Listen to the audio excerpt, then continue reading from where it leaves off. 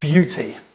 Beauty is one of those very interesting subjects because there's this whole question around what it really means. And I know that there are so many people out there whose fundamental insecurity is that they're not pretty enough, they're not beautiful enough. And that goes for men and women. And I wanted to make a video today that kind of covered that topic because it's such a sad thing. Actually, I find it one of the saddest things when people go through life not thinking they're beautiful or not thinking they're pretty and thinking that they're somehow doomed to a life of less because of what they were born with. And could there be anything more unfair than having different treatment because of something you're born with? Now, I know there are going to be those of you out there who, when I say that's a little naive, but I want to offer you a viewpoint today, and you can either take it on or not. Beauty is, on some levels, we decide what it is based on our media and our culture, and people want to look a certain way. They want to have a certain facial type, they want to have a certain body type, they want to have a certain nose, certain eyes, they want to have certain hair color, certain skin color, how tan they are, all of these things. And to an extent, we all work on these things because we all have an ideal that we're working towards. Many people who don't admit it are still working to that ideal, even if only in private. But beauty is to a large extent determined by our culture, by society, by the magazines we read, by the TV shows we watch. I don't need to reiterate that, you know that, it's said everywhere. The point about that is that beauty evolves over time. Or in other words, what is decided is beautiful evolves over time. There were a time when, and let's talk specifically about women right now since I'm here to help you guys, women were, when they were much bigger than they are today, they carried a lot more weight. There was a time when that was sexy and that was deemed to be beautiful. There was a time when women who had ghostly complexions and looked very pale and white were deemed to be very beautiful. Now we look at today and things have changed, and there's a certain shape for people that are deemed to be beautiful. There's a certain skin tone, maybe it's slightly tan for people who are deemed to be beautiful. But we all know that changes as well, depending on cultures, depending on people. And even in the fashion world, you see what's the people that are designed to go down the catwalk, even those change over time in quite a short space of time. So we have this idea of what beauty is, but of course we're conditioned to decide what is beautiful, which is why we decide something is beautiful that maybe other people a century ago would have decided was weird or wrong, or disgusting, or not, or abnormal, or whatever. So nowadays, we have to look at it and say there's one advantage to that. There's something that's actually redeeming, which is to say we can be conditioned to find different things beautiful. And that can actually happen on a micro level. So if you imagine on a macro level, it can happen when magazines or culture influences what we think of as beautiful. On a micro level, it can be determined by someone with a certain personality type or a certain energy, the way they carry themselves. And you go, wow, that person's really beautiful. That person's gorgeous.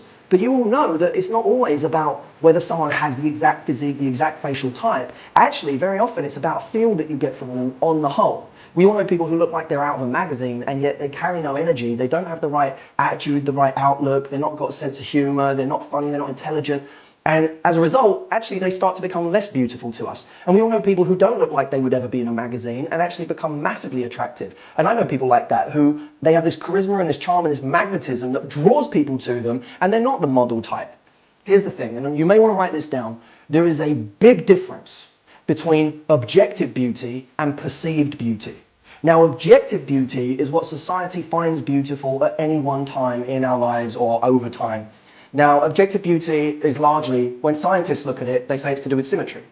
Symmetry in your face, symmetry in your features, that's going to determine how objectively beautiful you are. But perceived beauty very often has nothing to do with that. Because perceived beauty is to do with who we are as a package. When you're in real life, you're not in a magazine, you're not on a still that's been airbrushed and someone looks at it and goes, wow, that's beautiful. It's animated, it's moving. Sometimes you get attracted to someone based on the way they move, the way they gesture, the way they use their face, the way they laugh, the way they speak. Those are things that make people look beautiful.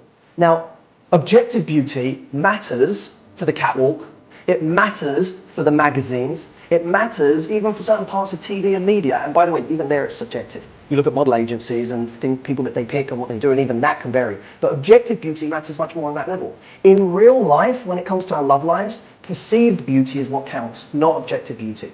And let me tell you how perceived beauty is created. Perceived beauty comes from the overall package that we have.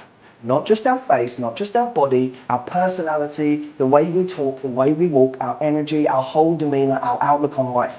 That goes to create a package. And where this becomes extremely encouraging for anyone out there who's ever had an insecurity about their looks is that no one or two features go to make up how beautiful you are.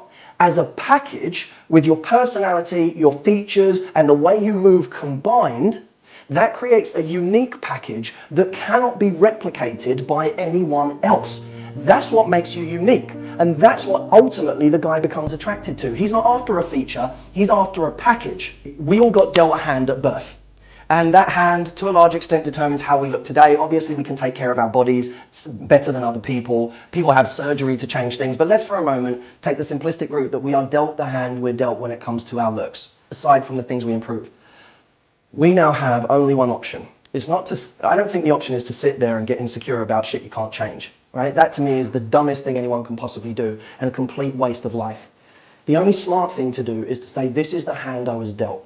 Okay, doesn't make me better or worse than anyone else, because you know what, when it comes to my looks, I did nothing to earn that. This is what I have. Now, how am I going to play this hand? How am I going to use it? And for me, I don't know about you, but for me, the sexiest, most attractive thing in the world is when I meet someone who knows how to play their hand. If I meet someone who is a master of playing their own hand, and they know how to get the best out of what they have, that's real achievement.